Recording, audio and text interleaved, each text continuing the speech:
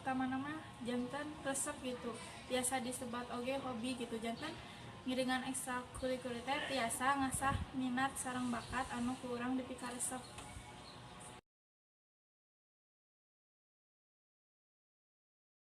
Jadi nambah rerencangan gitu, nambihan dulur.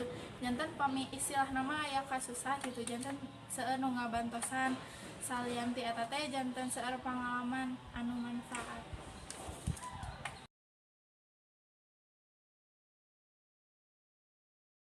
Nah, seueur pisannya di antarana teh nya pengalaman teh anu manfaat. Teras upami urang aktif dinu kegiatan, urang oge tiasa ngiringan anu namina lomba. Tah, di lomba teh urang tiasa kenging sertifikat sapertos kieu.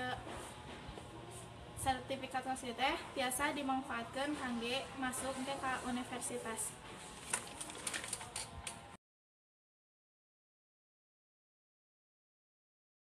Beda nama siswa nu ngiringan ekstrakurikuler mah leuwih unggul tina masalah pengalaman sareng prestasi non akademik.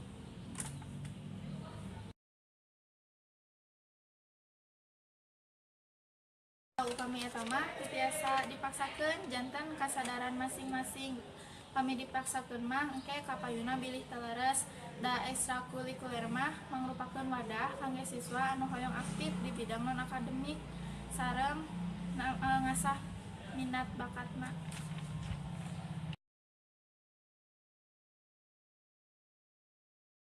Saya wae asalkan tiasa ngabagi waktu. Teras teu kenging dijadikeun alasan kangge ngerjakeun pancan-pancan sakola. Terus upami diwidian ku sepuh mah langkung sae.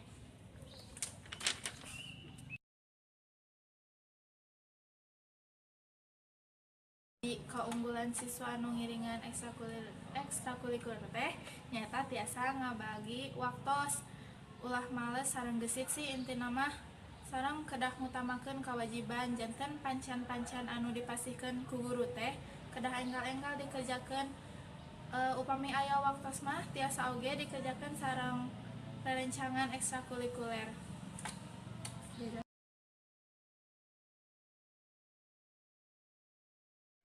Jadi utamakeun anu leuwih penting. Upami kagiatan eta teh tiasa ditinggalkeun pisannya pasti diutamakeun.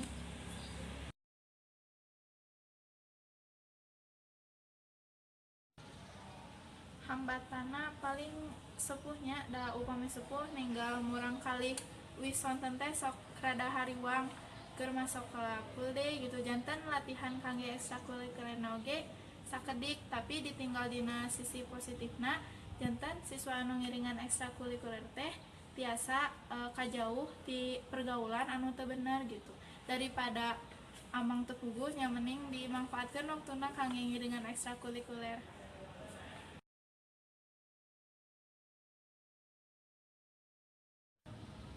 Anu kahiji upami siswa ngiringan ekstrakurikuler teh nyaeta aktif dinu kagiatan positif.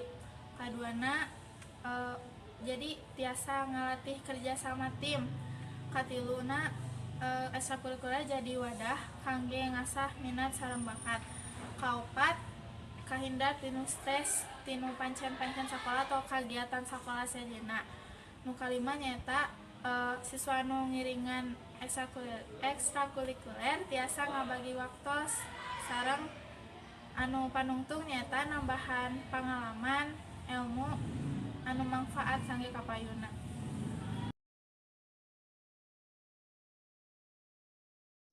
Assalamualaikum warahmatullahi wabarakatuh. Sampurasun pamirsa, sawatara ibadah bisa kuliah Tatar Priangan baris didulikeun dina pidangan warta parayangan warta urang Balarea. Pamirsa, simkuring pun Dipa Adria Violeta baris ngadugikeun informasi salengkapna. Pentingna ilu biung dina kagiatan ekstrakurikuler. Ekstrakurikuler nyaeta salah sahiji kagiatan di luar jam sakola nu jadi wadah jang siswa ngembangkeun minat jeung bakatna. Di zaman nu geus modern ieu, majuna ilmu pangawaruh jeung teknologi loba siswa nu hoream miluan kagiatan ekstrakurikuler teh. Tapi teu jarang oge loba keneh siswa anu sumangat ilu biung dina kagiatan ekstrakurikuler. Sabab sadar kana pentingna jeung manfaat nu bisa dibawa upami iluan ekstrakurikuler teh sanes ngan saukur kangge ayeuna hungkul, tapi kangge kapayuna oge. Upami ditenjo mangpaat ilubiung dina kagiatan ekstrakurikuler teh loba pisan.